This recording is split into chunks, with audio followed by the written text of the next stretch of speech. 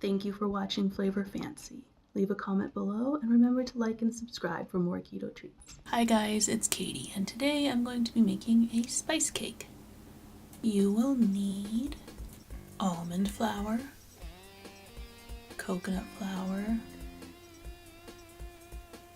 flax flour, stevia, Splenda, or your favorite sweetener to taste, ground ginger and pumpkin pie spice,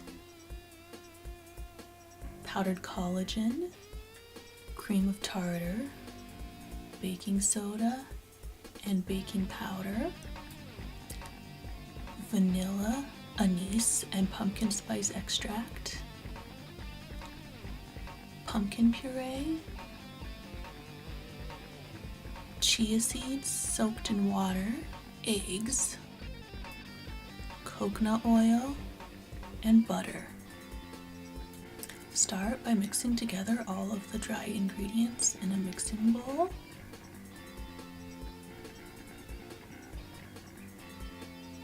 Mix on medium until it's well incorporated.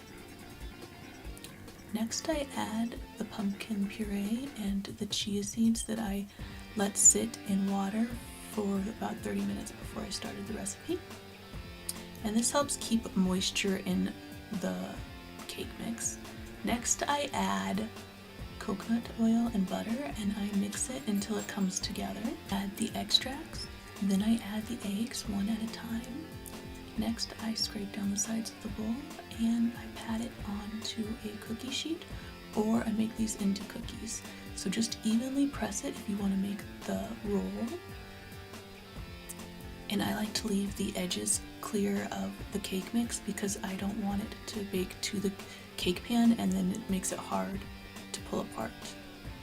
For portion control, I like to use a 1 tablespoon scoop and then I mash them with a glass cup that I grease the bottom. Bake the cookies at 350 for 10 to 12 minutes. I bake the cake at 350 for 10 to 12 minutes as well. You want to poke it and make sure that the toothpick comes out clean. Next, I make the frosting with sweetener, heavy cream, vanilla, butter, and cream cheese at room temperature. Add the butter and cream cheese to the mixing bowl and mix until you no longer see the butter. Make sure you scrape down the sides of the bowl really well. Add the sweetener and give it a good mix. Scrape down the sides of the bowl again and then add the vanilla and the heavy cream and start on low and then scrape the sides of the bowl again and then move up to a faster speed and make sure you get a lot of air really well incorporated.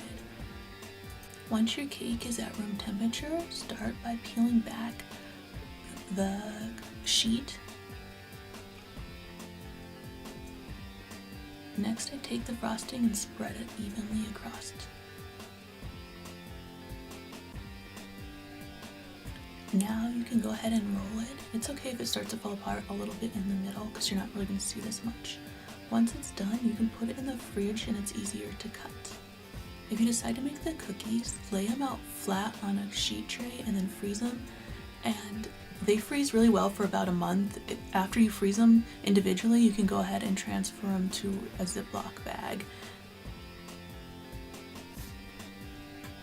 I like taking these cake-like cookies and making sandwiches out of them with the cream cheese frosting we just made. And what I do is I just take a 1 tablespoon scoop and scoop it in between 2 of the cookies. And then you can serve these like this, or I like to roll them in nuts or seeds, and I like to roll them in a triple blend of flax, hemp, and chia seeds, and this helps add an extra texture. It also helps add omega-3s. Each cookie sandwich has a macro ratio of 87% fat, 4% carbs, and 9%